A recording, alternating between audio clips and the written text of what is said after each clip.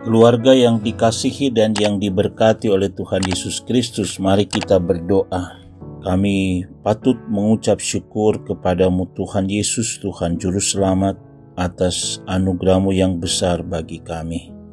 Kami boleh menikmati hari baru dengan nafas, dengan kehidupan yang dibaharui dengan kuat dan sehat. Kami mau memulaikan aktivitas kami dengan membaca Alkitab dan merenungkannya. Roh-Mu yang kudus berkuasa atas kami, firman diberitakan, kami semua akan hidup di dalamnya. Amin. Renungan harian keluarga kita hari ini Kamis 25 Januari tahun 2024. Firman Tuhan dari Kitab Kisah Para Rasul pasal 25 ayat 9 dan 10 demikian.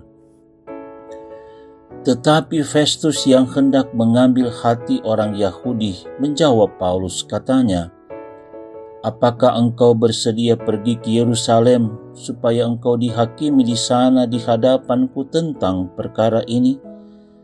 Tetapi kata Paulus, "Aku sekarang berdiri di sini di hadapan pengadilan Kaisar dan di sinilah aku harus dihakimi.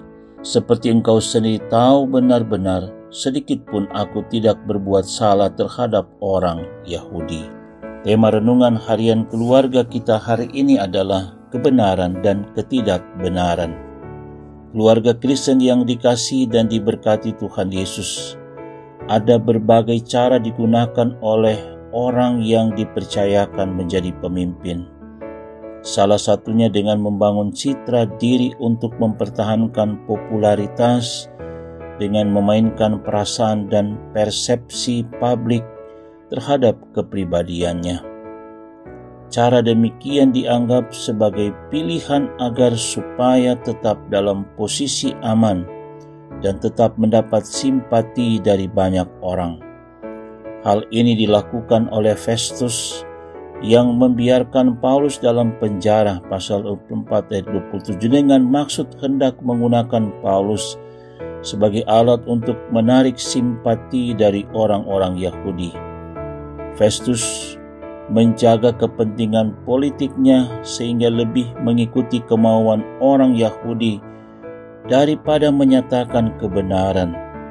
Ia berusaha membujuk Paulus agar bersedia pergi ke Yerusalem untuk diadili di sana. Hal ini dilakukan oleh Festus untuk menyenangkan hati orang-orang Yahudi. Keluarga Kristen yang dikasihi dan diberkati Tuhan Yesus, Paulus sebagai orang yang teguh berpegang pada kebenaran tidak menerima permintaan Festus.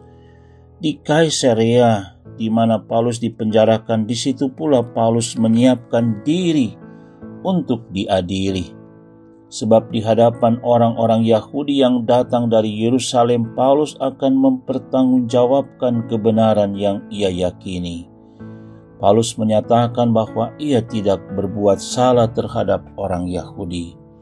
Kita sudah melihat ketidakbenaran yang dilakonkan oleh Festus dan keberanian Paulus menyatakan kebenaran menjadi suatu pelajaran yang baik bagi kita sebagai orang percaya. Apa yang dilakonkan Paulus mencontohkan suatu bentuk keberanian untuk melakukan kebenaran. Tentu apa yang dibuat Paulus tidaklah lepas dari kuasa Yesus Kristus dalam Roh Kudus yang memberikan kekuatan untuk melakukan kebenaran. Filipi 4 ayat 13.